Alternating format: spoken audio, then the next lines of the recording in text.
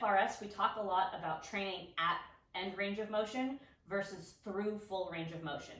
Now, I'm going to relate that again to jiu-jitsu and how they're both important, but why we want to train more at our end range versus to our end range. So in a lot of positions in jiu-jitsu, we're in a position of max hip extension, right? And also a lot of positions where I'm at max or my end range of knee flexion. So think heel to your butt, right? So a lot of people, myself included, that I've spent a lot of time doing this, have trained things like glute bridges, right? So think I'm trying to bridge someone off of me in jiu-jitsu, even if it's like a single leg glute bridge, same thing. Or if you're even doing like a hip thrust position, thinking about hip extension, and thinking about, okay, well, yeah, my hamstrings are strong, I'm gonna just do hamstring curls, right? But it's not enough because, one, how often are we just in this exact scenario where I need to pull in this direction versus maybe I need to pull with my tibia or my shin rotated out a little bit more, and I have to pull here versus in. And so, one, it's already not enough to just train through that full range of motion.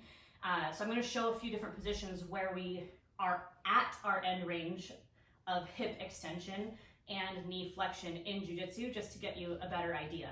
So one of them being, if I was to armbar Nick, so say we start closed guard, and I go to armbar him, actually both hips in this scenario. So when I'm posting here, now when I shoot this leg up and I'm curling, so notice my left hip here, it may be a little bit difficult to see.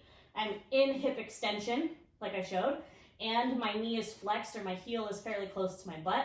This hip is also not all the way extended, but mostly, and I'm actively curling my heel towards my butt to keep his posture broken. Okay, now think when I finish an armbar, I'm not going to hold it just because I want Nick to actually not tap here, but to finish this armbar, I would pull his wrist down to my chest and lift my hips. So now I'm in that position I showed you where I max hip extension while I'm maxing out my knee flexion and being able to hold this, right? So being able to be strong at my end range of this versus just through my full range becomes very important, okay? Same thing when I attack a triangle.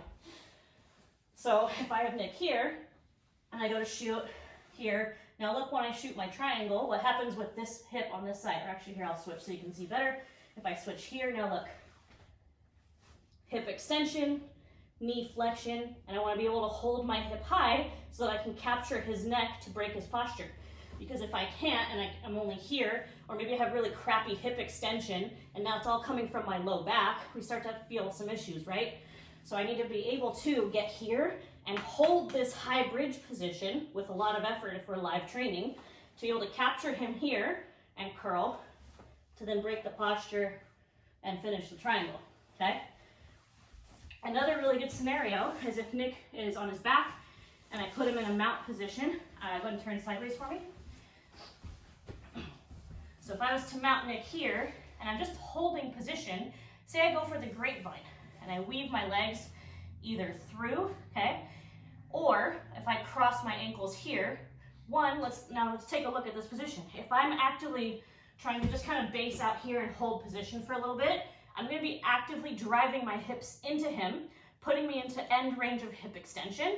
And now, again, look at my knees. My heels are curling towards my butt at a high intensity, and I'm trying to now hold this position, which if you don't train this specifically, becomes very fatiguing for a lot of people, okay?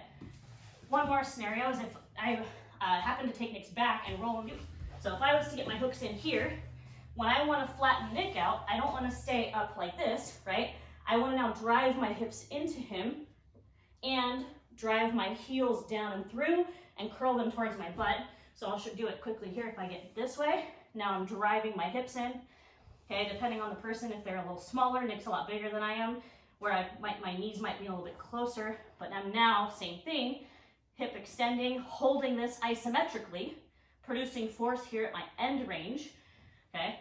So that's why, it is important, yes, to train through the full range, but it's not the same as training at your end range and getting really good at force production and force absorption there.